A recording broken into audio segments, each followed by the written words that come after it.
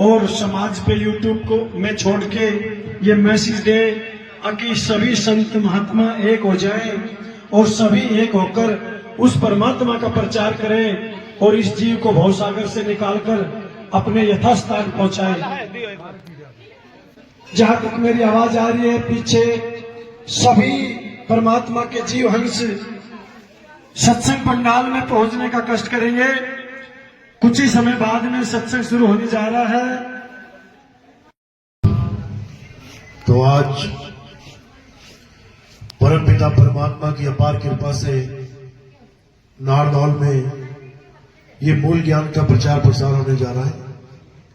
बहुत बड़े भाग होते हैं उन जीवों के जो अपने पूरे जीवन काल में एक बार भी इस मूल ज्ञान को सुन पाते हैं, और उससे भी बड़े भाग होते हैं उन जीवों के जो इस मूल ज्ञान को थोड़ा सा भी समझ पाते हैं। क्योंकि सुनना आसान है, आए घंटा 2 घंटा सुन के चले गए, लेकिन इसको समझना, इस पर विचार करना, इसको मनन करना, ये बहुत मुश्किल है। ये इसलिए मुश्किल है क्योंकि इस सत्संग को समझने के लिए पूर्ण विवेक की जरूरत पड़ती है। आम इंसान इस सत्संग को सुनकर भी नहीं समझ सकता कि आखिर बात जा कहां रही है, आखिर बताया क्या जा रहा है। ये केवल उसी के समझ में आता है जिस पर परम पिता परमात्मा की अपार कृपा हो, बंदी छोड़ की अपार दया हो, संतों का पूरा आशीर्वाद हो, तब जाके ये सत्संग समझ में आता है। अन्यथा कोई इसको समझने में समर्थवान नहीं है। लेकिन अरदास करेंगे परमात्मा से कि ये आवाज जहां तक जा रही है, स्पीकर के माध्यम से, यूट्यूब के माध्यम से, जहां तक भी ये आवाज जा रही है, परमात्मा उन सब जीवों को इतनी समर्थता बख्शे, इतना विवेक बख्शे कि मेरी कही एक एक बात को ये जीव समझ पाए। तो आज का सत्संग शुरू करने से पहले परम पिता परमात्मा के चरणों में बंदगी करेंगे और फिर सत्संग शुरू करेंगे। बोलिए परम पिता परमात्मा की जय। सतगुरु बंदी छोड़ कबीर साहिब की जय। सभी संतों की जय। सभी भक्तों की जय। सतगुरु मदनपति साहिब की जय। दीवान जौहरपति साहिब की जय। तो आज श्री हरि नारायण सरकार धाम पे ये मूल ज्ञान का सत्संग हो रहा है। इस सत्संग को करने का एक ही उद्देश्य है कि पूरे संसार में उस गुप्त वस्तु को, उस सत्य नाम को, उस परमात्मा के असली नाम को पहचानने की सबको शक्ति मिले, सबको ताकत मिले। क्योंकि वो परमात्मा का गुप्त नाम जिसे सतनाम कहते हैं, अब उसके उजागर होने का समय आ गया है। अब वो सतनाम पूरे विश्व में डंके की चोट पे उजागर भी होगा और उसको अपनाया भी जाएगा। कबीर साहब ने समझाया, घर घर होगा बोध विचारा। जो सतनाम है, जो परमात्मा का सच्चा नाम है, उस पर बोध और विचार शुरू हो जाएगा। कलयुग में ऐसा समय आएगा जब ये कलयुग में सतयुग आ जाएगा। ऐसा समय आएगा। सारे संतों ने, सारे ऋषियों ने, सारे मुनियों ने, सबने ये चेतावनी, सबने ये वाणी सबको बताई है कि एक ऐसा समय आएगा जब कलयुग में ही सतयुग आ जाएगा। तो वो समय अब आ चुका है। अब घर घर इस सत्यनाम को पहुंचाना है। सब जीवों को इसी सतनाम से मुक्त करवाना है। इस भाव बंधन को, इस जन्म मरण के रोग को इसी सतनाम के द्वारा खत्म करवाना है। ये सतनाम ही वो जड़ी है जो सारे रोगों का निवारण कर देगी। और सबसे बड़ा रोग क्या है? जन्म मरण का रोग। तो आज इसी रोग का निवारण कैसे होगा? औषधि क्या है? ये जड़ी क्या है? कहां पे पड़ी है ये जड़ी? कैसे मिलेगी ये जड़ी? आज इसका सब भेद समझा दिया जाएगा। और जो विवेकी होगा वो मेरी बात को पकड़ता चला जाएगा। जो अविवेकी है उसके लिए अभी जन्मों जन्म बचे हुए हैं मुक्ति प्राप्त करने के लिए। तो आज एक एक बात को अच्छे से समझना है। तो साहेब इस संसार में आए जीवों को जगाने के लिए, जीवों को समझाने के लिए, इस सतनाम की महिमा बताने के लिए।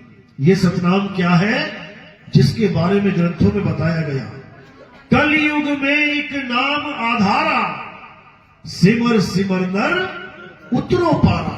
अब बोल तो दिया वाणियों में, लेकिन क्या इसको कोई समझ पाया? क्यों बोला गया कि कलयुग में एक नाम आधारा? अगर कलयुग में ही नाम आधार था तो सतयुग द्वापर त्रेता में कौन सा आधार था? क्या सतयुग द्वापर त्रेता में नाम नहीं जपे गए? बहुत नाम जपे गए। सतयुग में भी जपे गए, त्रेता में भी जपे गए, द्वापर में भी जपे गए, और इतने जपे गए कि राक्षसों ने भी भगवानों को प्रकट कर दिया। नहीं किया तो बता दो। राक्षस तक उस नाम को जप के भगवान को प्रकट होने में मजबूर कर दिया उस राक्षस ने भी, और वरदान लेके गया। तो सोचो, सतयुग त्रेता द्वापर में राक्षस भी भगवान को प्रकट कर रहा है, लेकिन कलयुग में ये इंसान क्या ये भगवान को प्रकट कर पाया आज तक? सोचो, इंसान से बड़े उस राक्षस के भाग हैं जिसके सामने भगवान आके खड़े हो गए, और ये इंसान उन राक्षसों से नफरत कर रहा है, हर साल उनको आग लगा रहा है, जबकि वो ऐसे राक्षस थे कि भगवान उनके सामने प्रकट होकर वरदान देके जाते थे। तुम्हारे आगे कितने भगवान प्रकट होकर वरदान देके गए हैं जो तुम्हें अधिकार मिल गया कि उन राक्षसों को तुम आग लगा रहे हो? अरे तुम उनके चरणों की धूल भी नहीं हो। 10 बार जिसने शीश काट के चढ़ा दिया, तुम तो एक उंगली ने चढ़ा पाया आज तक। दिखा दो। क्यों? कारण यह है कि हमें सत्य का कुछ अता पता है ही नहीं। कलयुग में एक नाम आधारा का मतलब ये बिल्कुल नहीं है कि जो सतयुग द्वापर त्रेता में नाम जपे गए वो तुम आज फिर जपने लग जाओ, बिल्कुल नहीं। कलयुग में एक नाम आधारा, सिमर सिमर नर उतरो पारा। जब ये समझ जाओगे कि ये कौन सा नाम है, तब एकदम कहानी खुल जाएगी। ये पहली सुलझ जाएगी कि मैं कौन सा नाम लूं। याद रखो, 3 युगों में जो नाम लिए जाते थे वो जाप में आते थे, जपने में आते थे। कोई जपने बैठ गया ओम नमः शिवाय, ओम नमः शिवाय। कोई जपने बैठ गया ओम नमो नारायणे, ओम नमो नारायणे। कोई जपने बैठ गया राम राम राम। कोई जपने बैठ गया श्याम श्याम श्याम। ये सारे नाम जपने में आते हैं, लेकिन जो कलयुग में सबका तारणहार नाम है वो नाम जपने में नहीं, सिमरने में आता है, सिमरने में। कलयुग में एक नाम आधारा, सिमर सिमर। जिस दिन सिमर का मतलब समझ में आ गया ना, उस दिन सारे नाम जाप छूट जाएंगे। सिमर का मतलब क्या होता है? कहां से आया ये शब्द? सिमर यानी सिमरन, यानी स्मरण। स्मरण यानी याद, यानी जाप नहीं, याद। उस नाम को याद करना है, जपना नहीं है। उस नाम को याद करना है जिसको याद करने के बाद तुम्हारा जन्म मरण का रोग खत्म हो जाएगा। ये रोग लगा किसे है, पहले तो ये जानना पड़ेगा, तभी तो खत्म होगा। किसको लगा है ये रोग? कहते हैं ईश्वर अंश जीव अविनाशी, यानी ईश्वर को तो ये रोग नहीं लगा है, और जीव भी अविनाशी है। ईश्वर अंश जीव अविनाशी, तो फिर जीव को भी ये रोग नहीं ले सकता, क्योंकि जीव अविनाशी है। अविनाशी का मतलब होता है जिसका कभी विनाश ना हो। तो ये रोग लगा किसे है, पहले ये जानना पड़ेगा, क्योंकि जिसको ये रोग लगा है उसी को तो दवाई देनी है। तो पहले ये जानो कि मर और जन्म रहा कौन है, कौन मर रहा है, कौन जन्म रहा है? शरीर। शरीर मरता है, शरीर जन्मता है, और ये जीव भी मर जाता है? नहीं। कभी नहीं। तो ये जीव क्या कर रहा है? ये शरीर पकड़ रहा है और शरीर छोड़ रहा है। ये पकड़ा, ये छोड़ा, ये पकड़ा, ये छोड़ा, ये पकड़ा, ये छोड़ा। अब मरने वाला कौन है? जिसे पकड़ा और छोड़ा जा रहा है, यानी शरीर। कहां से पकड़ते हो शरीर? कहां पकड़ा था ये शरीर? ये आदमी का शरीर, ये औरत का शरीर कहां पकड़ा? माँ के गर्भ में। मां के गर्भ में। और छोड़ के कहां जाओगे? इसी मिट्टी में छोड़ जाओगे, इसी मिट्टी में छोड़ जाओगे। तो मां के गर्भ से पकड़ा, इस मिट्टी में छोड़ा, फिर मां के गर्भ में पकड़ा, फिर मिट्टी में छोड़ा। तो जो पकड़ रहा है और छोड़ रहा है वो कौन है? वो अविनाशी जीव है। लेकिन ये मान बैठा है कि ये रोग मुझे लगा हुआ है। कौन सा रोग है ये? भ्रम का रोग। यानी ये जीव को भ्रम हो गया है कि मैं मरता हूं और मैं जीता हूं। क्यों हो गया भ्रम? क्योंकि इसने अपने आप को शरीर मान लिया। ये सोच के बैठ गया कि मैं तो एक लड़का हूं, ये सोच के बैठ गया मैं तो एक लड़की हूं। यानी आदमी का शरीर मिल गया तो अपने आप को आदमी मानने लग गया, औरत का शरीर मिल गया तो अपने आप को औरत मानने लग गया। और जब कुत्ता बिल्ली हाथी घोड़े का शरीर मिलता है तो अपने आप को कुत्ती बिल्ला हाथी घोड़ा समझने लग जाता है। ये भ्रम का रोग लगा है इस जीव को। और ये भ्रम तब टूटेगा जब इसे इसका असली स्वरूप प्राप्त होगा। जब ये अपने नकली स्वरूप को छोड़ के अपने असली स्वरूप को जानेगा, ये भ्रम तब दूर होगा। कबीर साहब समझा रहे हैं, ए भ्रम भूत सकल जग खाया। सारी दुनिया को ये भ्रम भूत खा के बैठा है, सारी दुनिया को। हर बच्चा, हर बूढ़ा, हर जवान ये सोच रहा है कि मैं शरीर हूं, मैं शरीर हूं, मैं शरीर हूं। और खुद को शरीर तो मान रहा है, अपना भगवान भी शरीर वाला ही चुन रहा है। अपने इष्ट को भी शरीर ही मान के बैठ गया। जबकि गीता में अर्जुन को कृष्ण जी समझा समझा के थक गए। हे अर्जुन, मैं और तू ये शरीर नहीं है, ये शरीर तो हमारे कपड़े हैं। एक दिन हमने धारण किए थे और एक दिन हम इसे छोड़ देंगे। ना तू शरीर, ना मैं शरीर, और ना ये समस्त राजा महाराजा जो कुरुक्षेत्र की धरती पे खड़े हैं, इनमें से किसी को भी शरीर मत समझ लेना। ये सब अजर अमर अविनाशी हैं। ऐसा कोई समय नहीं था जब तू, मैं और ये राजा महाराजा नहीं थे। ऐसा कोई समय नहीं होगा जब तू, मैं और ये राजा महाराजा नहीं होंगे। हम सदा से थे, सदा हैं, सदा रहेंगे। लेकिन किसको ये बात समझ में आ रही है? कोई नहीं समझ पा रहा है कि हम अमर हैं। अमर, हमारी कभी मृत्यु होती ही नहीं है। जिस दिन हमने सही से गीता का अध्ययन कर लिया, जिस दिन सही से हमने गीता को समझ लिया, ये भ्रम टूट जाएगा कि हम शरीर हैं। और ये भ्रम भी टूट जाएगा कि हमें शरीरों की पूजा करनी है। अरे जब हम शरीर नहीं है तो हमारा भगवान शरीर कैसे हो सकता है? नहीं हो सकता।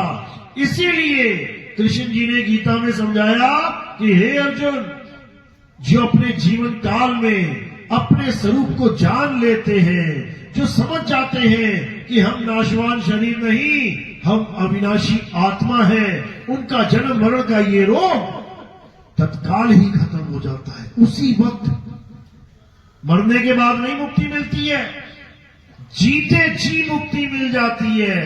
जीते जी भ्रम टूट जाता है। और जब भ्रम टूट जाता है तो शरीरों को छोड़ के ये जीव आत्मा का ज्ञान प्राप्त करना शुरू कर देता है।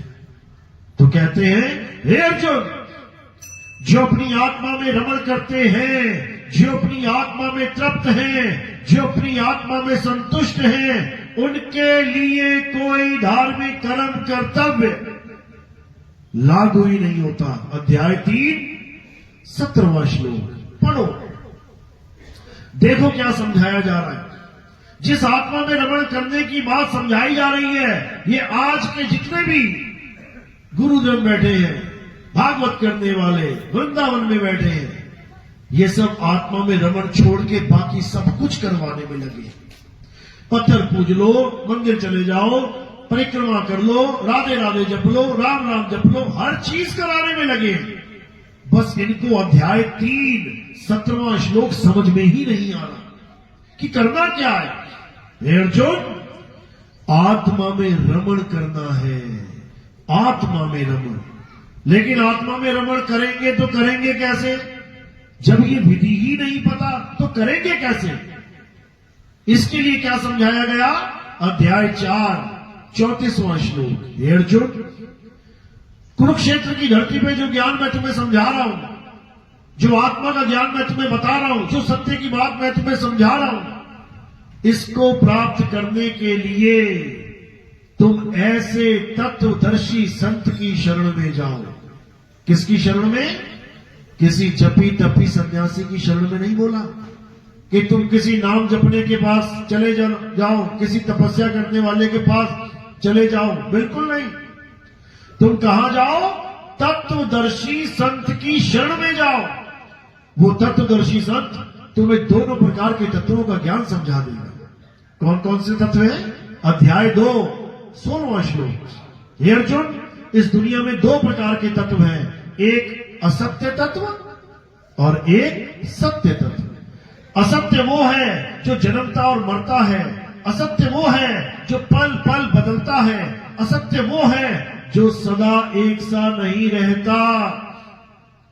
असत्य की पूजा करने वाले असत्य को ही प्राप्त करते हैं। असत्य खंडित होता है, असत्य खंडित होता है, ये खंड खंड हो जाता है। इसीलिए असत्य की पूजा करने वालों को और असत्य की पूजा को क्या कहते हैं? पाखंड। पा यानी प्राप्त करना, लेकिन किसको? जो खंडित हो जाए उसको कहते हैं पाखंड। जबकि हमें प्राप्त किसको करना है? अखंड। हमने उस अखंड को प्राप्त करना है जो खंडित नहीं होता, जिसे कोई खंडित करने में समर्थ नहीं है। और वो क्या है? क्या वो कोई मूर्ति है? क्या मूर्ति खंडित नहीं होती? क्या वो कोई मंदिर मस्जिद गुरुद्वारा चर्च है? क्या वो खंडित नहीं हो सकते? क्या वो हवन यज्ञ है क्या जो खंडित नहीं होता? अरे बड़े बड़े यज्ञ खंडित हो जाते हैं। वो कोई नाम भी नहीं है जो खंडित नहीं होता। ये जितने भी नाम हैं जो हिंदी भाषा, पंजाबी भाषा, उर्दू, फ्रेंच, जापानी, कोई भी भाषा में बोले जाते हैं, ये सब नाम खंडित हो जाते हैं। इसी को कबीर साहब ने श्री गुरु ग्रंथ साहिब अंग नंबर 340 में समझाया। 52 अक्षर लोकत्रय, सब कुछ इन्हीं माही, ये आखर खिर जाएंगे। खिर जाएंगे यानी खंडित हो जाएंगे, ये खिर जाएंगे। वो आखर इनमें नहीं, वो अखंड अक्षर इन 52 अक्षरों में नहीं है, इन नामों में नहीं है जो हमें और तुम्हें जपने के लिए मिले हुए हैं। इन नामों में वो परमात्मा का नाम नहीं है। वो परमात्मा का नाम इसलिए नहीं है क्योंकि ये सारे नाम इस जुबान से बोले जाते हैं, और अगर ये जुबान ही खंडित हो जाए तो भाई साहब कोई नाम भी नहीं जप पाओगे। नामों का खेल खत्म। इसीलिए कबीर साहब ने बार बार समझाया, 52 अक्षर जीव आधारा, आदि अक्षर जीभ्या से न्यारा, वाही को सत सिमरण कहिए, और सिमर सिमर नर उतरो पारा। सिमर सिमर जप जप नहीं, हमें जपने में और सिमरने में फर्क नहीं समझ में आ रहा है, इसीलिए हम जन्म मरण में फंसे पड़े हैं। हम सिमरन को जाप समझ लेते हैं। परमात्मा का सच्चा नाम सिमरने में आता है, जपने में नहीं। इसीलिए कबीर साहब फरमा रहे हैं, वो को कहां ढूंढे रे बंदे, मैं तो तेरे पास में, ना मंदिर में, ना मस्जिद में, ना काबे कैलाश में, ना मैं जप में। ये जपना छोड़ दो, ये सारे नाम जाप छोड़ दो और क्या करो, नाम सिमरना शुरू करो। नाम का सिमरन करो, नाम का जाप मत करो। एको सिमरो नानका, जो जल थल रहा समाए, और वाही को क्यों सिमरिए, जो जम्मे और मर जाए। कहते एको सिमरो नानका, एक जपो नहीं, सिमरो सिमरो। कलयुग में एक नाम आधारा, सिमर सिमर, जप जप नहीं, सिमर सिमर नर उतरो पारा। जब तक तुम्हारे जीवन में सतगुरु नहीं मिल गया, तब तक ये जाप कभी छूटने वाले नहीं है। ये हिंदी के नाम, पंजाबी के नाम, अरबी के नाम, अंग्रेजी के नाम, जिस देश में तुम पैदा हो गए, उसी भाषा के नाम तुम्हें कोई ना कोई गुरु पकड़ा देगा। अभी कौन से भाषा के नाम जप रहे हो? हिंदी के। क्यों? क्योंकि चेला भी हिंदुस्तानी और गुरु भी हिंदुस्तानी, तो दोनों की मिल गई कहानी और पकड़ा दिया नाम निशानी। कौन सी? हिंदी में। अब हिंदी में लगे पड़े हैं कि भगवान को पता नहीं हिंदी आती है क्यों। अरबी में बोलूंगा वो समझ नहीं पाएगा, अंग्रेजी में बोलूंगा उसको पता नहीं लगेगा। इसी में उलझ गए सारे। मुक्ति चाहिए, ये नाम जप ले। मुक्ति चाहिए, ये वाला नाम जप ले। अरे किसी नाम से मुक्ति नहीं होती, क्योंकि ये सारे नाम इंसानों ने बनाए हैं। ये हिंदी भाषा, अंग्रेजी भाषा किसने बनाई है? इंसानों ने बनाई है। किसने? आदि मानवों ने। जब इस दुनिया में आदि मानव थे, कपड़ा पहनने को नहीं था, खाना खाने को नहीं था, घर रहने को नहीं था, नंगे घूमते थे जानवरों की तरह। 5 तत्वों में रहता था, लेकिन 5वें तत्व का ज्ञान तक नहीं था। आसमान, हवा, धरती, पानी, इसको तो खूब भोग रहा था, लेकिन 5वें तत्व का ज्ञान तक नहीं था। कौन सा तत्व? अग्नि। कैसे प्रकट करी अग्नि उसने? पत्थर से पत्थर टकरा के। आज भी हम ऐसे ही प्रकट करते हैं। पत्थर हट गए, माचिस आ गई, काम वही कर रहे हैं। वो पत्थर से पत्थर टकरा रहा था, हम माचिस के मसाले से तिल्ली टकराते हैं। 5वां तत्व प्रकट करने के बाद उसे उसका नाम तक नहीं पता था, बोलू किया। आग प्रकट तो कर ली उसने, आग लगा तो ली, लेकिन उसे यह भी नहीं पता कि इसका नाम क्या है। क्यों? क्योंकि उस वक्त अक्षरों की खोज ही नहीं हुई थी। ये आ ई उ ए का खा गा घा, ये अक्षर उस वक्त पैदा नहीं हुए थे। ये अक्षर उस वक्त अस्तित्व में ही नहीं थे। इसलिए उसको यह भी नहीं पता था कि इसका नाम आग रखूंगी, फायर। हिंदुस्तानी आदि मानव, जब इन्होंने अक्षरों की खोज करी, कहां से खोजा अक्षर? आग की खोज तो पत्थर से हो गई, अक्षर की खोज कहां से हुई? ये आ ई का खा गा कहां पड़े हुए थे, कहां मिले उसे? आसमान से टपके क्या? कैसे मिले? इस मुंह के अंदर से मिले। कैसे?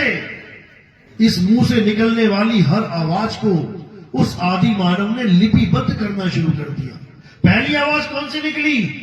आ, तो उसको लिपिबद्ध कर दिया, आ। उसके बाद ई लिपिबद्ध कर दिया, ऊ लिपिबद्ध कर दिया। यही आ ई आज हम अपने बच्चों को सिखाने के लिए भेजते हैं स्कूल में। क्या पढ़ता है जाके बच्चा? आ ई ऊ। क्यों? क्योंकि आदि मानव ही पैदा होता है। वो भी जब बच्चा पैदा होता है संसार में, आदि मानव की तरह पैदा होता है। खाने को खाना नहीं, रहने को घर नहीं, पहनने को कपड़ा नहीं, मुंह में कोई जुबान नहीं, बोल अक्षर नहीं, नंगा पैदा होता है। ये सब हमें बाहर से मिलता है। मकान, दुकान, कपड़े, यहां तक कि तुम्हारा नाम, वो भी बाहर से मिलता है, मां बाप ने दे दिया। लेकिन बच्चा आदि मानव ही पैदा होता है। फिर इसको अक्षरों का ज्ञान देने के लिए स्कूल भेजा जाता है। वहां कितने प्रकार के अक्षर हैं, कितने अक्षरों का ज्ञान लेता है? हिंदी भाषा में 52 अक्षरों का। यानी हिंदुस्तानी आदि मानव ने कितने अक्षरों की खोज करी? 52 अक्षरों की। और अंग्रेज आदि मानव ने 26 की। हमारे वाले जब पढ़ रहे थे आ ई, वो खोज रहे थे ABCDEFG। अरब देश वालों ने क्या खोज लिया? अलिफ बे ते पे।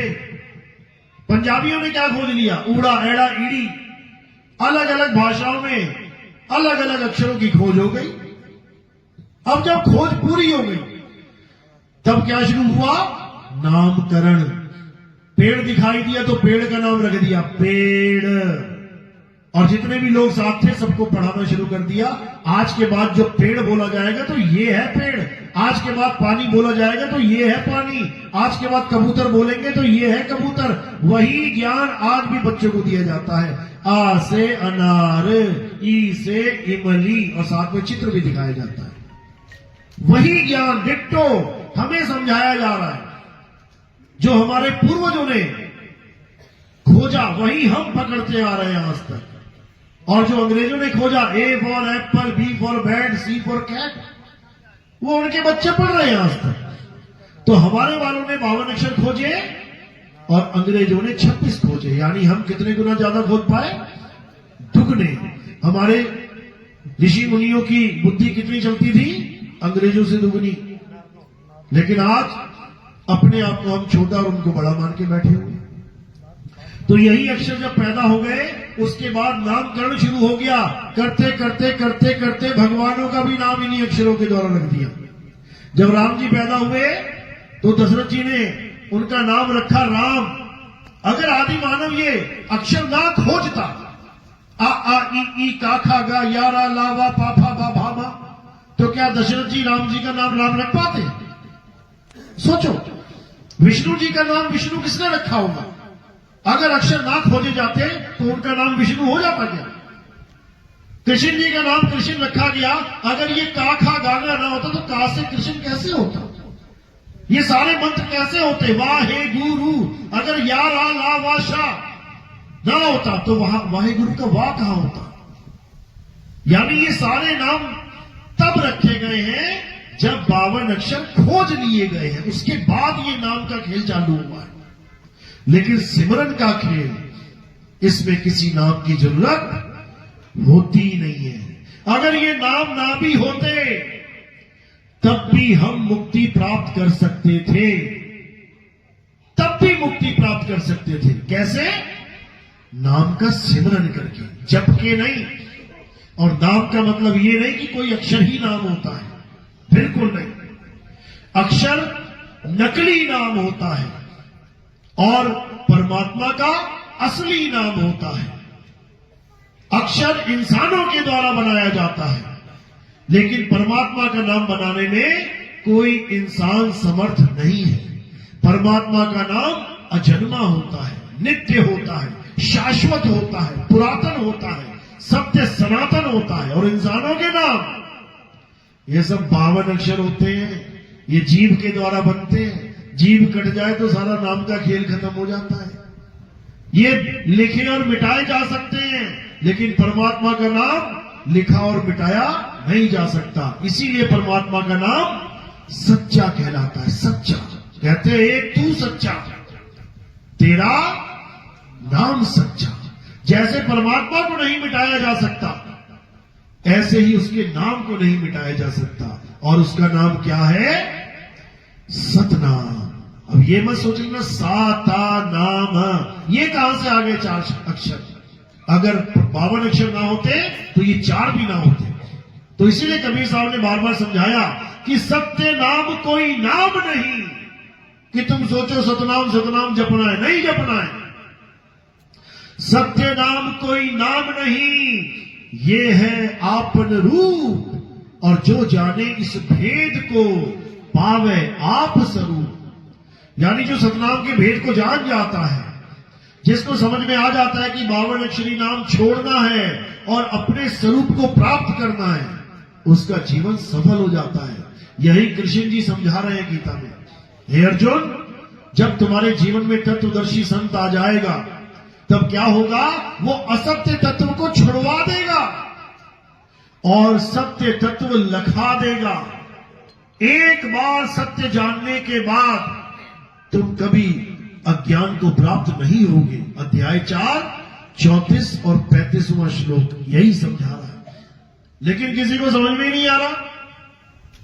तत्वदर्शी संत को ये मंत्र जपने वाले संत मान बैठे हैं कि बाबा जी इतनी माला फेरते हैं, ये तत्वदर्शी संत है। नहीं है, ये तपस्या करने वालों को तत्वदर्शी संत मान बैठे हैं। बाबा जी 10 साल से गुफा के अंदर बैठे, बाहर नहीं निकले। बताओ, अरे तत्वदर्शी का मतलब होता है जो तत्व का दर्शन करवा दे।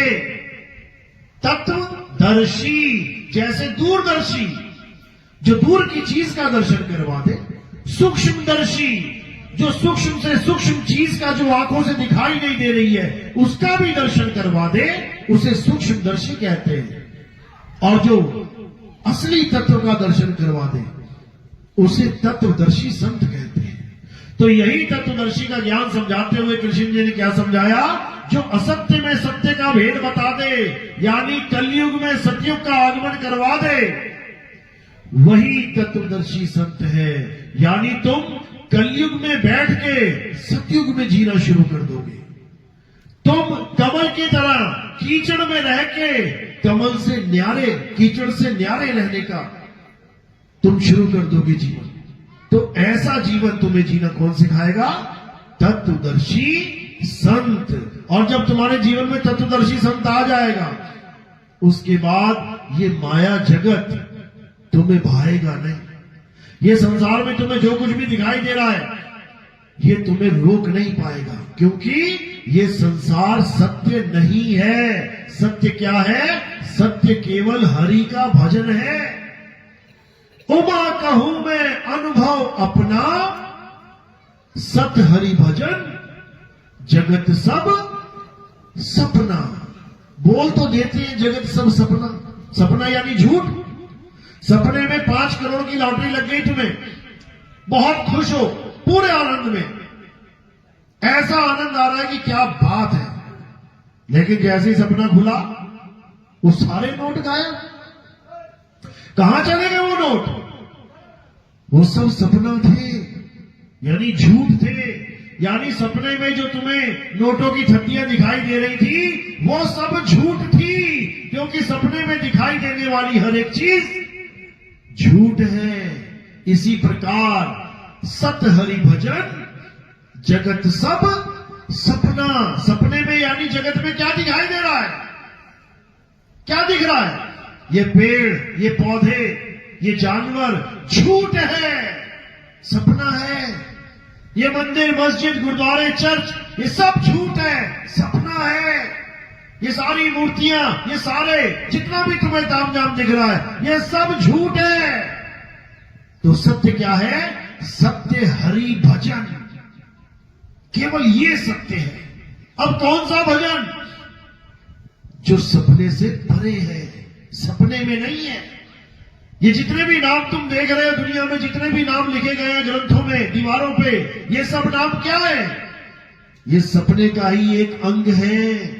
ये सपने में ही दिख रहे हैं। जैसे नोट दिख रहे थे और हम अपने आप को धनवान मान बैठे थे, ऐसे ही सपने में ये नाम दिख रहे हैं और इन्हीं को जप जप के हम सोच रहे हैं कि हमारी मुक्ति हो जाएगी। जैसे सपने के नोट झूठ थे, ये सपने के नाम झूठ है। सत्य क्या है? हे अर्जुन, सत्य केवल एक है, और वो क्या है? आत्मा ही सत्य है। आत्मा के अलावा और कुछ सत्य नहीं है, कुछ भी नहीं। हर चीज अग्नि में जल जाएगी, हवा में सूख जाएगी, पानी में डूब जाएगी, लेकिन आत्मा नैनम छिन्दन्ति शस्त्राणि नैनम दहति पावका न चैनम क्रोधंतापे न शोषति मारुता। है अर्जुन, इस आत्मा को ना तो कोई शस्त्र काट सकता है, ना अग्नि इसे जला सकती है, ना वायु इसे सुखा सकती है, ना जल इसे भिगो सकता है। अगर इस जगत में कुछ सत्य है तो वो केवल आत्मा है। इसी आत्मा का ज्ञान प्राप्त करना हम सब जीवों का एकमात्र लक्ष्य है। इस जीवन में जीने का एकमात्र लक्ष्य क्या है? आत्म स्वरूप को प्राप्त करना। और हम क्या कर बैठे हैं? हम मंदिर, मस्जिद, गुरुद्वारे, चर्च, पता नहीं क्या क्या बना के बैठ गए। हम पता नहीं कौन कौन से नाम जपने लग गए। राम जी का नाम केवल एक नाम रखा था दशरथ जी ने, राम, और हमने कितने बना दिए। अभी 108 नाम का जाप करोगे, राम जी के नाम मिल जाएंगे। हनुमान जी का नाम एक रखा था, हमने कितने बना दिए? 108। कृष्ण जी का एक नाम था, हमने कितने बना दिए? 108। क्यों बना दिए? क्योंकि हमारे पास अक्षर थे। अगर ये अक्षर ना होते तो कितने बना पाते? वो भी ना रख पाते जो नाम रखा गया है। समझो बात को।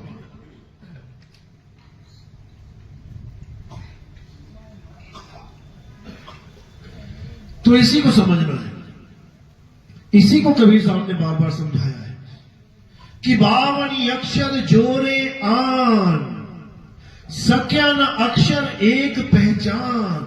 ये जीव 52 अक्षर जोड़ जोड़ के ग्रंथ भर डाले इसने, लेकिन उस एक आदि अक्षर को नहीं जान पाया। अक्षर यानी अविनाशी। उस एक अविनाशी अक्षर यानी आत्म देव को नहीं जान पाया, उस आदि अक्षर को नहीं जान पाया, और इन्हीं 52 अक्षरों के चक्कर में जन्मता और मर रहा है। तो साहिब क्या समझाते हैं? एक नाम को जान के दूजा दे बहा, और चंचल से नीचल भया, नहीं आवे नहीं जा। कहते एक नाम को जान ले। एक नाम कौन सा? सतनाम। जपना नहीं है, जानना है। वो सतनाम कहां है? वो तुम्हारे पास है। वो को कहां ढूंढे रे बंदे, मैं तो तेरे पास में। वो सतनाम हमारे पास है। गीता में कृष्ण जी ने समझाया, हे अर्जुन, जो लोग मुझे मनुष्य करके जानते हैं वो मूढ़ है, गवार है। मैं मनुष्य नहीं हूं। मैं क्या हूं? मैं हर जीव के साथ आत्म स्वरूप में स्थित हूं। मैं आत्मा हूं। मैं हर जीव के साथ लगा हूं, सबके साथ हूं। मैं आत्मा हूं। मुझे आत्मा करके जानने वाले ज्ञानी तत्वदर्शी कहलाते हैं, तत्व ज्ञान धारण करते हैं। वो इनकी पूजा नहीं करते, हाथ, पैर, आंख, नाक, बाल, खाल की। किसकी पूजा चल रही है? किसके चित्र बनाए जा रहे हैं? बाल, खाल, आंख, नाक, कान, इंद्रियां हैं। इंद्रियों की पूजा में संसार लगा पड़ा है। समझा रहे कबीर साहब कि ये 10 इंद्रियां हैं जो तुम्हें दिखाई दे रही है। क्या दिख रहा है? आंख, नाक, कान, खाल, बाल, ये सब नाशवान वस्तु। इन्हीं नाशवान की पूजा चल रही है भगवान के नाम पे। अरे भगवान नाशवान नहीं है, वो आत्मदेव है। इसीलिए गुरु ग्रंथ साहब में बोला गया, आत्मदेव पूजिए। लेकिन कौन पूज रहा है? किसी सिख भाई से पूछ लो आत्मदेव को कैसे पूजा जाए, क्या बोलेगा? भैया हमें तो वाहेगुरु बताया जपने के लिए, हमें तो बस वाहेगुरु करना है और गुरबाणी गानी है। अरे इन दोनों में आत्मदेव कहां चला गया? क्योंकि किसी को समझ में ही नहीं आ रहा कि आत्मदेव की पूजा करें तो कैसे करें। इसीलिए संतों का आगमन होता है, तत्वदर्शी संतों का आगमन होता है। और इस आश्रम में तो महान संत जिन्होंने अपने जाने से पहले ही बता दिया था कि इस आश्रम में एक ऐसा सत्संग होगा जो कलयुग में सतयुग लाने की बात करेगा।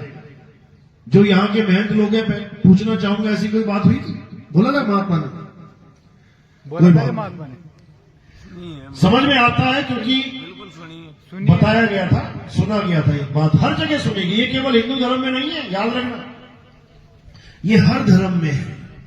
मुसलमानों में भी बोला गया, जो मुसलमान धर्म का, इस्लाम धर्म के जो मेन प्रचारक है मोहम्मद साहब, ये अरब देश में जब खड़े होते थे तो इनका जो चेहरा होता था वो कहां की तरफ होता था?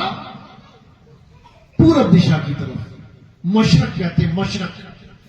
तो जब वो पूरब दिशा की तरफ खड़े होके घंटों घंटों खड़े होके पूरब दिशा की तरफ देखते रहते थे, तब लोग उनसे पूछते थे कि आप पूरब दिशा की तरफ खड़े रहते हो, क्या क्या दिखाई देता है आपको? उन्होंने 1400 साल पहले क्या बोला कि वहां एक देश है हिंदुस्तान, उस देश से मुझे खुशबू आती है और मैं उस खुशबू को अनुभव कर सकता हूं। ये खुशबू कोई ऐसी खुशबू नहीं है कि फूल की है, इत्र की। वो खुशबू अमन और शांति की खुशबू है। जो आपने नाम सुना ना, गजवाए हिंद, बहुत टेंशन हो जाती है सुन के हिंदुओं को, गजवाए हिंद, अरे ये तो हमारे देश को मुसलमान देश बनाने की एक षड्यंत्र है। बिल्कुल नहीं। गजवाए हिंद का मतलब है गजवा। गजवा यानी एक ऐसा ललकार उठेगा, ऐसा आंदोलन होगा। कहां से? हिंदुस्तान से, जो पूरे विश्व को एक कर देगा। इसीलिए बोला जाता है कि भारत विश्व गुरु बनेगा। बताओ कैसे बनोगे विश्व गुरु? अरे दूसरे देश तो वीजा तक नहीं देते तुम्हें डंकियां लगा लगा के पार करने पड़ते हैं देश। 50-50 लाख रुपया देके दूसरे देशों में जाते हो और तुम वो सोच रहे हो मैं विश्व गुरु बन जाऊंगा। विश्व गुरु का तो स्वागत होता है, हर देश हाथ जोड़ के खड़ा होगा विश्व गुरु के आगे, जैसे तुम लोग अपने गुरु के आगे हाथ जोड़ के खड़े होते हो। ये तब बनेगा विश्व गुरु, ये ऐसे नहीं बनेगा। 1400 साल पहले उन्होंने कहा कि गजवाए हिंद होके रहेगा, और ये गजवाए हिंद और कोई नहीं है, ये कल्कि अवतार का आगमन है मेरे भाई। ये कल्कि अवतार का आगमन है कि हिंदुस्तान में कल्कि अवतार आएगा और पूरे संसार को सनातन बना देगा। सनातन का मतलब ये नहीं है कि मंदिर ही मंदिर हो जाएंगे। मंदिर बनाने नहीं आता कल्कि अवतार। कल्कि अवतार आत्मा का ज्ञान समझाने आता है। याद रखना इस बात को। सारा संसार सनातन हो जाएगा। सनातन की परिभाषा तक नहीं पता हिंदुओं को। सनातन की परिभाषा क्या है? गीता खोलो, अध्याय 2 24वां श्लोक पढ़ो। हे अर्जुन, ये आत्मा अछेद्य है, अशोष है, अदाह है, ये आत्मा अचल है, ये आत्मा सदा स्थिर रहने वाली है, ये आत्मा सर्वव्यापी है, ये आत्मा पुरातन है, ये आत्मा ही सत्य सनातन है। ये बताने आएगा कल की अवतार। लोग सोच रहे हैं राधे राधे जपवाने आएगा। बताओ, राधे राधे जपवाने आएगा कल की अवतार। मूर्ख बना दिया लोगों ने। कल की अवतार आएगा तुम्हें तुम्हारा स्वरूप बताने, तुम्हें आत्मा का ज्ञान करवाने। इसीलिए संतों ने उस कल की अवतार को निष्कलंक अवतार भी बोला, निकलंक अवतार भी बोला। क्या मतलब है इसका? कल्कि को निकलंक कैसे बना दिया? निकलंक का मतलब होता है जिसमें कोई कलंक ना लग पाए। कलंक किसमें लगता है? काया में लगता है, काया में। और सबसे बड़ा कलंक क्या है? ये 4 दाग सबसे बड़े कलंक हैं। मलुकदास जी वाणी में कहते हैं 4 दाग से सतगुरु न्यारे, अजरो अमर शरीर, और कोई गाडे कोई अग्नि जलावे, खोज ना पाया शरीर, जपोरे मन केवल नाम कबीर। कबीर मतलब वो दाढ़ी वाले बाबा जी मत समझ लेना कबीर, वो बनारस में आए थे जो। कबीर का मतलब क्या है? कक्का केवल नाम है, बब्बा ब्रह्म शरीर, और रारा सब में रम रहा, वाको नाम कबीर। यानी आत्म देव ही कबीर है। वो आत्म देव सब में रम रहा है, सब में। जैसे हर दूध में अगर 100 बर्तन रखे हैं तो हर दूध में घी विराजमान है, लेकिन प्राप्त किसे होगा? जिसको घी बनाने का भेद प्राप्त हो जाएगा, घी निकालने का भेद प्राप्त हो जाएगा। और किससे प्राप्त होगा? भेदी गुरु से। इसीलिए कबीर साहब ने समझाया, जीव तिल माही तेल है और जीव चकमक में आग, तेरा साईं तुझ में है, जाग सके तो जाग। यानी वो असली राम वो मुझ में भी है तुम में भी है। इसीलिए बोला जाता है तुझ में राम मुझ में राम, अरे सब में राम समाया, सबसे कर लो प्रेम जगत में कोई नहीं पराया, कोई भी नहीं। ना हिंदू पराया, ना मुस्लिम, ना सिख पराया, ना ईसाई। क्यों? क्योंकि परमात्मा सब में रम रहा है, सब में। अगर 100 घड़े पड़े हैं पानी भर के और ऊपर सूरज है, तो वो सूरज सब में दिखाई देगा, सब में। ऐसा नहीं कह सकते कि नहीं नहीं 4 घड़ों में नहीं है, सब में विराजमान है।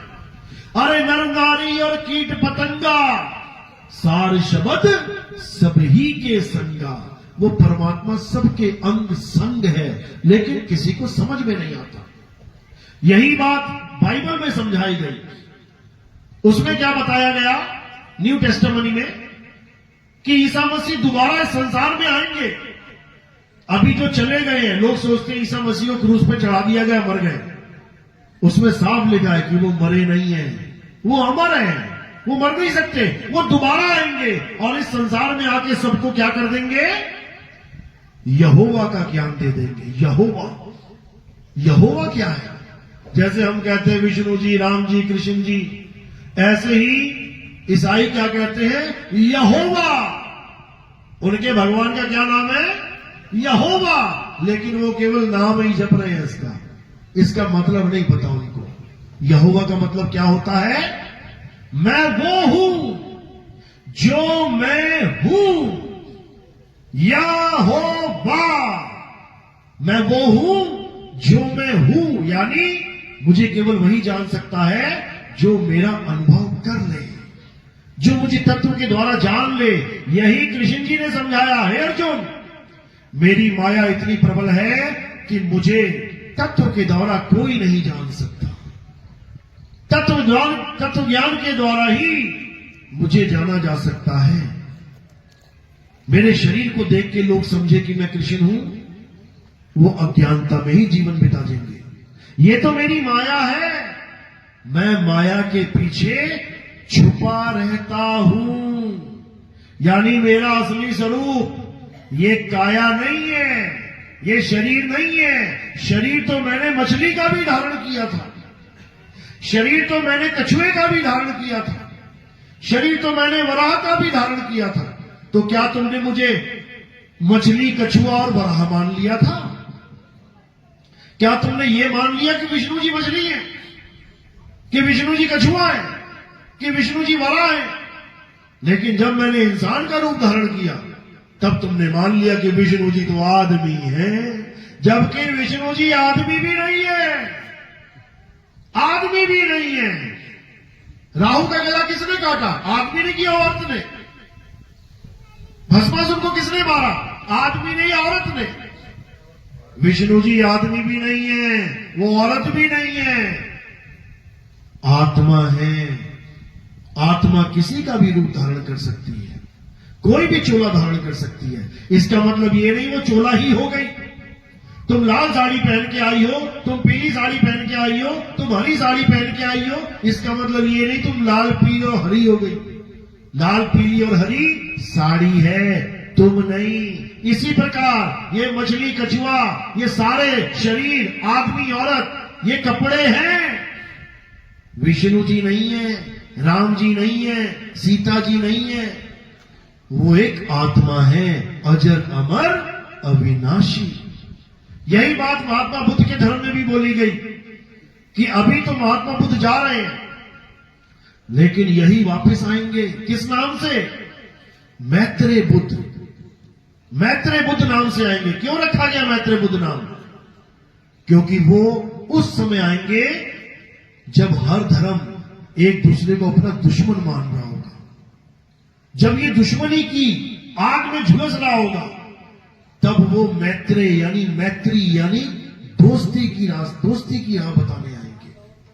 मैत्रेय बुद्ध आएंगे और इस जगत को रास्ता दिखाएंगे। यही गुरु ग्रंथ साहब में बोला गया, और 78 जान 97 होर भी उठसी मर्द का चेला, कि अभी तो हम लोग जा रहे हैं सब, ये सारे ग्रंथ पोथियां भर भर के जा रहे हैं, लेकिन एक ऐसा समय आएगा जब इन सारे ग्रंथों को फिर उठाया जाएगा, फिर से पढ़ा जाएगा, फिर समझा जाएगा, और एक मर्द का चेला फिर आएगा। मर्द का चेला मतलब मर्द केवल एक है।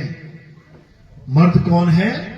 परम पिता परमात्मा, और उसका चेला यानी उसका ज्ञान समझाने वाला जीव। उसी मर्द के चेले की बात करी कि दोबारा से इस संसार में ये मूल ज्ञान फिर से फैलेगा।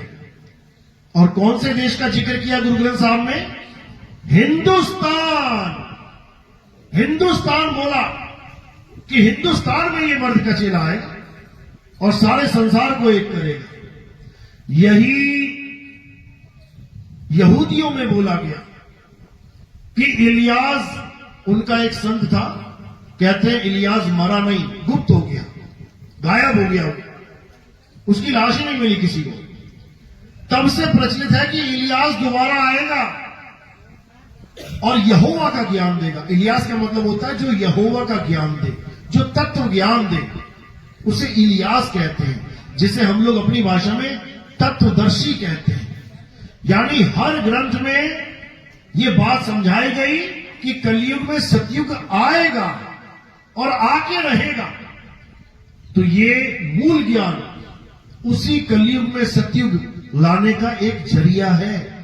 बिना मूल ज्ञान के सत्संग के कलयुग में सतयुग नहीं आ सकता।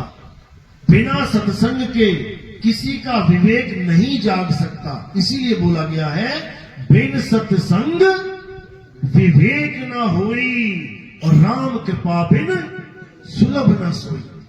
राम कृपा को दूसरी लाइन में रखा गया है। पहली लाइन में किसको रखा गया? सत्संग को। यानी राम कृपा तो बाद में होगी, पहले तुम्हारे जीवन में सत्संग आएगा। और सत्संग का मतलब ये नहीं है कि राम जी की कथा सुनाना, कृष्ण जी की कथा सुनाना। आज टीवी में देखो तो क्या लिखा है? भव्य सत्संग समारोह, और वहां जाके देखो क्या हो रहा है? वहां राम जी की कथा सुनाई जा रही है, कृष्ण जी की कथा सुनाई जा रही है। सत्संग का मतलब कथा सुनाना होता ही नहीं है। सत्संग का क्या मतलब होता है? दो शब्दों से बना है ये, सत संग। संग यानी साथ कर लेना। कहते हैं मेरे संग चल। संग यानी साथ चल, साथ करना। किसका? सत्य का। और सत्य क्या है? हे अर्जुन, आत्मा ही सत्य है। आत्मा ही सत्य है।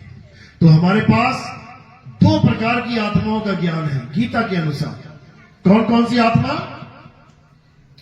एक जीव आत्मा जो नाना प्रकार के शरीरों को धारण करती है, नाना प्रकार की योनियों में गमन करती है।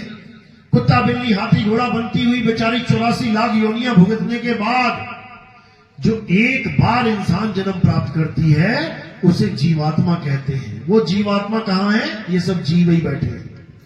ये 84 की दौड़ खत्म करके आखिरी जन्म इंसान का लेके बैठे हैं। अगर इस इंसान जन्म में इन्होंने सत्संग नहीं किया तो क्या होगा?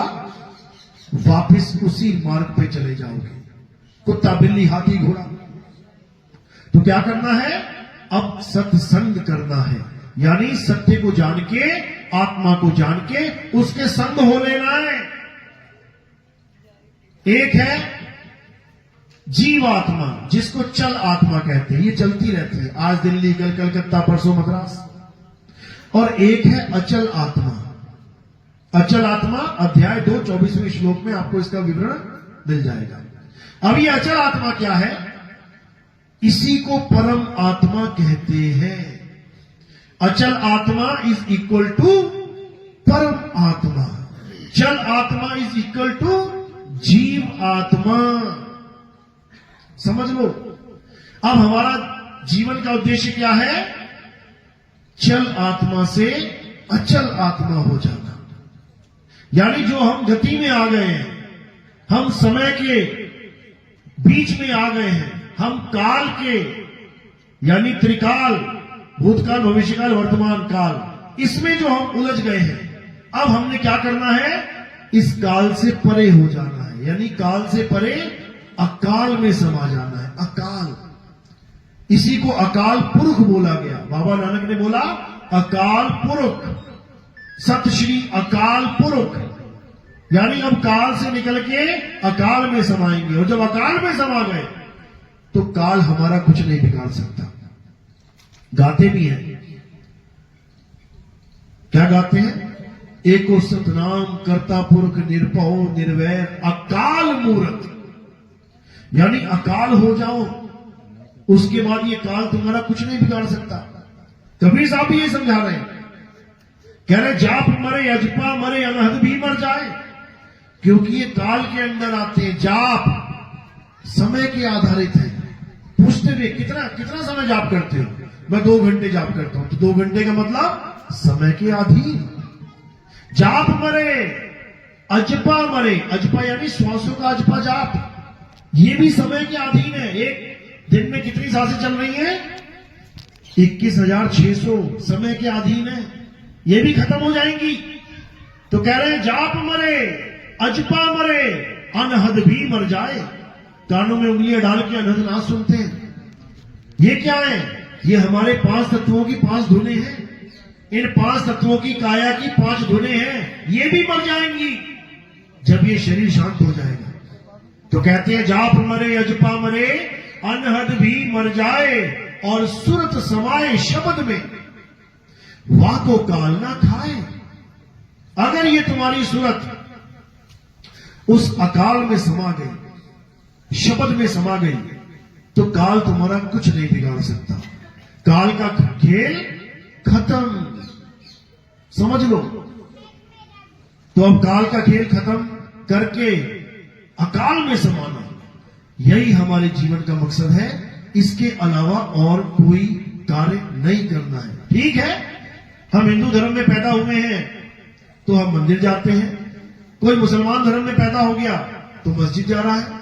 कोई सिख कोई ईसाई हो गया तो गुरुद्वारे चर्च में जा रहा है। शुरुआत अच्छी है, शुरुआत ऐसे ही होती है।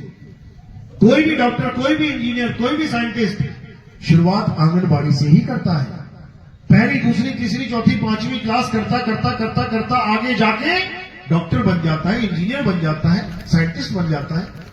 लेकिन जब वो बड़े क्लास में बड़ा ज्ञान प्राप्त कर रहा होता है तब उसे छोटी क्लासों में जाने की जरूरत नहीं पड़ती। जिसने 10वीं पास करके 11वीं में चला गया, जो 12वीं पास करके कॉलेज में चला गया, वो वापस आके उसी क्लास में कभी नहीं बैठता पूरे जीवन में।